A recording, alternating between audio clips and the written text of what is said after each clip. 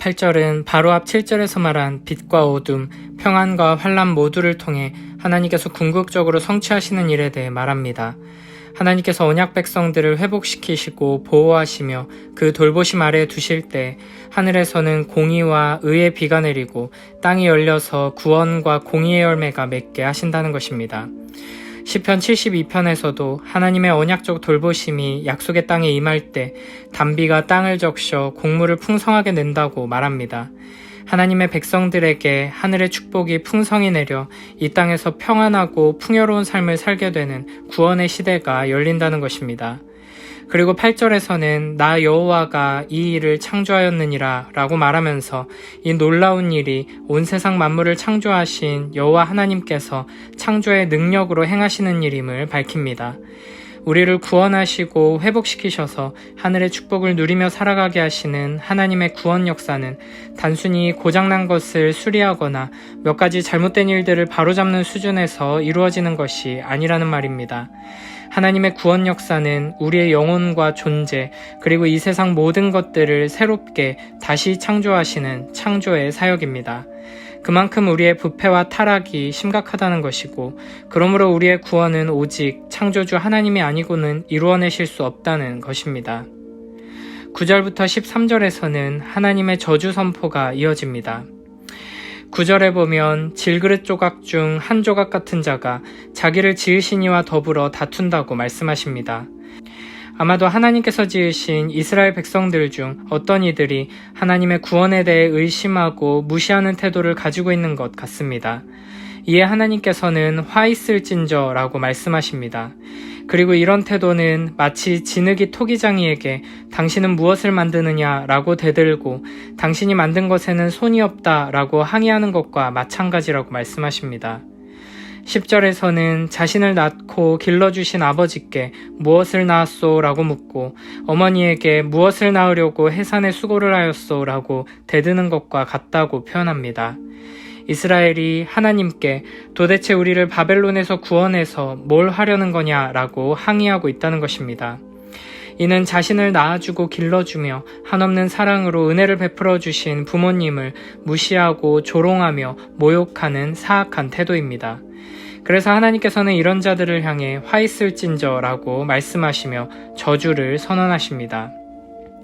11절에 보면 이스라엘은 이런 식으로 하나님의 구원 계획을 무시하고 의심하는 질문으로 반응했을 뿐 아니라 하나님께 명령하는 태도를 가지고 있음을 알 수 있습니다. 피조물에 불과한 이들이 창조주에게 명령한다는 것은 하나님을 하나님으로 인정하지 않는 태도로서 반역이라고 할 수 있습니다. 이스라엘은 창조주이시며 전능한 왕이신 하나님의 뜻에 저항하며 오히려 하나님께 명령하고 있는 것입니다. 그래서 12절, 13절에서는 이렇게 말씀하십니다. 내가 땅을 만들고 그 위에 사람을 창조하였으며 내가 내 손으로 하늘을 펴고 하늘의 모든 군대에게 명령하였노라. 내가 공의로 그를 일으킨지라 그의 모든 길을 곧게 하리니 그가 나의 성읍을 건축할 것이며 사로잡힌 내 백성을 값이나 갚음이 없이 놓으리라. 만군의 여호와의 말이니라 하셨느니라. 아멘. 이스라엘 백성들의 이와 같은 반응은 이스라엘 백성들이 바벨론의 포로로 살아가는 70년 동안 그들은 하나님의 구원의 손길을 기대하지도 않았고 기다리지도 않았음을 보여줍니다. 그들은 하나님을 간절히 찾고 원하며 회개하는 태도를 가지고 있지도 않았습니다. 그럼에도 불구하고 하나님께서는 놀라운 사랑으로 위로와 회복의 메시지를 들려주시고 놀라운 은혜를 선포하시는 것입니다.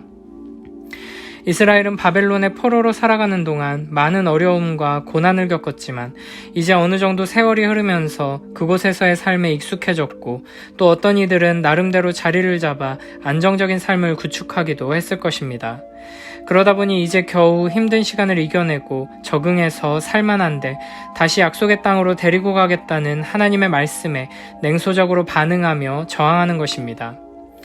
바벨론과 같은 이 세상 속에서 살아가야 하는 우리도 마찬가지입니다. 우리 삶의 모든 관심과 에너지가 이 땅에서 어떻게 안정적이고 풍요로운 삶을 잘 살아갈 것인가에 집중되어 있다면 우리는 장차 하나님께서 우리를 통해 하나님의 놀라운 구원 역사를 이루시고 우리에게 큰 은혜를 부어주시려고 할 때 아멘하며 감사함으로 받지 못하고 냉소적으로 반응하거나 격렬하게 저항하게 될 것입니다. 그러므로 우리는 지금 당장 눈앞에 놓인 문제를 해결하고 고난을 벗어나고 이 땅에서 성공하기 위해 풍요롭고 안정적인 삶을 살기 위해 발버둥치는 삶의 태도를 버려야 합니다.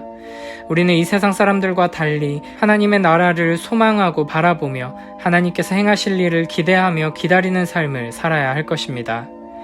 그렇게 우리가 하나님 나라를 소망하고 바라보며 매일매일 하나님의 말씀을 따라 참된 믿음으로 나아갈 때 우리의 삶과 가정과 공동체를 통해 하나님의 영광이 드러나게 될 것입니다.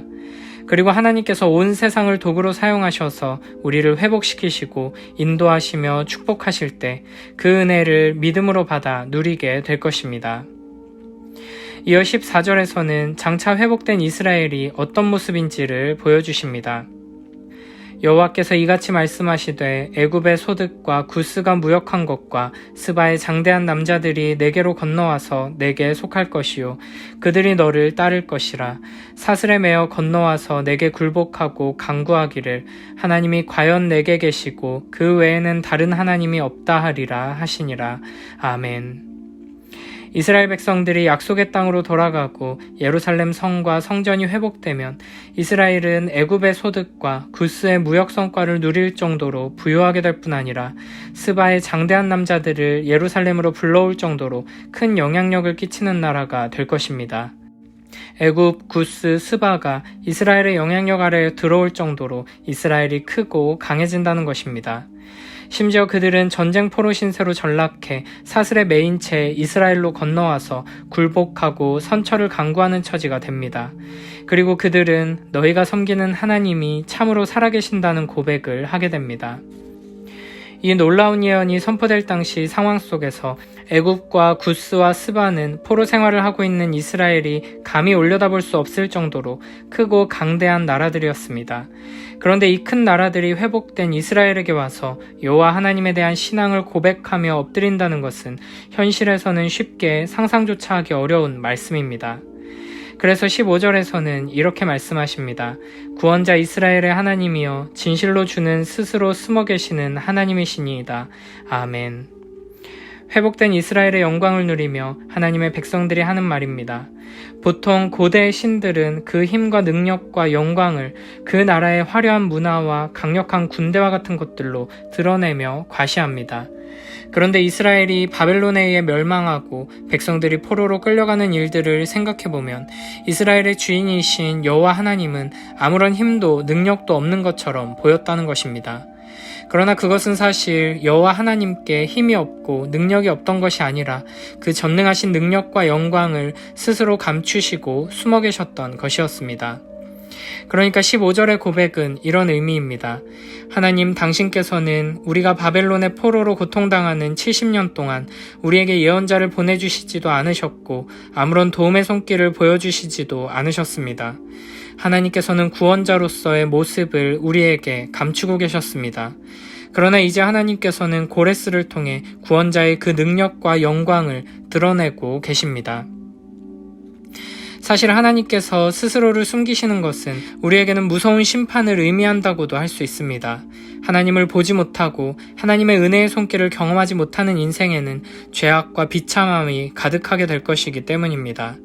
실제로 하나님께서 스스로 숨어 계셨던 바벨론 포로기 동안 이스라엘은 영적으로 더욱 심각하게 부패하고 타락했으며 우상 숭배로 가득하게 되었습니다. 출애굽기에서 모세가 하나님을 만나기 위해 시내산에 올라가 40일간 자리를 비웠을 때에도 이스라엘 백성들은 금송아지를 만들면서 우상 숭배를 행했습니다.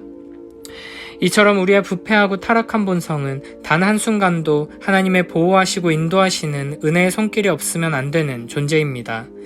그러나 하나님께서는 하나님의 은혜가 풍성하게 부어지고 있음에도 감사할 줄 모르고 하나님께서 항상 함께 하시며 인도하시고 보호하심에도 불구하고 순종하지 않고 우상숭배에 빠져 살아가는 우리를 회복시키기 위해서 잠시 스스로를 숨기시는 징계를 우리에게 허락하시기도 하는 것입니다. 마지막 16, 17절에서는 숨어 계신 하나님을 끝까지 신뢰하며 의지하는 자들과 이 세상을 따라 우상을 만들어 섬기며 의지하는 이들의 최후에 대해 말씀하십니다. 우상을 만드는 자는 부끄러움을 당하며 욕을 받아 다 함께 수욕 중에 들어갈 것이로되 이스라엘은 여호와께 구원을 받아 영원한 구원을 얻으리니 너희가 영원히 부끄러움을 당하거나 욕을 받지 아니하리로다. 아멘. 그러므로 우리는 하나님의 음성이 잘 들리지 않고 그 은혜가 느껴지지 않을 때, 모든 일이 잘 풀리지 않고 마치 하나님께서 우리를 떠나신 것 같은 느낌이 들 때 오히려 더욱 하나님을 굳게 붙들고 의지해야 할 것입니다. 지금 당장 눈에 보이는 안정감과 만족을 위해 우상을 만들고 우상을 섬기는 어리석은 길이 아니라 숨어 계신 하나님을 믿고 의지하며 세미한 음성으로 부르시는 그 말씀에 귀 기울이며 믿음 위에 서는 복된 우리 모두가 되길 축복합니다.